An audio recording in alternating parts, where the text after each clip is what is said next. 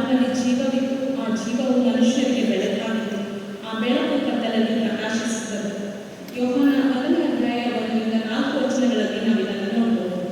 Christmas ಎಂದರೆ ಕ್ರಿಸ್ತ ಜಯಂತಿ, ಬೆಳಕಿನ ಹಬ್ಬ, ಯೇಸು ಕ್ರಿಸ್ತನು ಹುಟ್ಟಿದ ಸಂಭ್ರಮದ ದಿನ.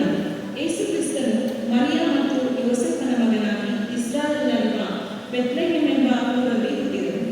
ಕ್ರಿಸ್ಮಸ್ಗೆ ಮುನ್ನ ರೋಮ್ನಲ್ಲಿ ಡಿಸೆಂಬರ್ 25ರಂದು ಸೂರ್ಯ ದೇವರ ಜನ್ಮದಿನವಾಗಿ ಆಚರಿಸಲಾಗುತ್ತಿತ್ತು.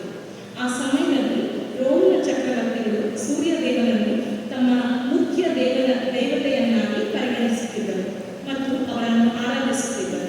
ಆದರೆ ಕ್ರಿಸ್ತಶಕ 330ರ ಹೊತ್ತಿಗೆ ರೋಮ್ನಲ್ಲಿ ಕ್ರಿಶ್ಚಿಯನ್ ಧರ್ಮದ ಪ್ರಚಾರವು ವೇಗವಾಗಿ ಬೆಳೆಯಲು ಕ್ರೈಸ್ತ ಧರ್ಮದ ಅನುಯಾಯಿಗಳ ಸಂಖ್ಯೆ ಹೆಚ್ಚಾಯಿತು.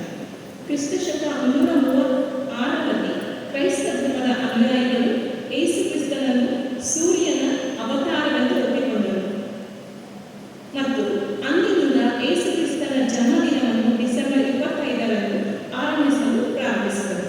ಹೀಗೆ ಯೇಸುವಿನ ಜನ್ಮದಿನ ಜಾರಿಯಾಯಿತು. ಕ್ರಿಸ್ಮಸ್ ಎಂಬ ಪದದ ಅರ್ಥ ಸಿ ಎಂದರೆ Christ child that was born in Bethlehem.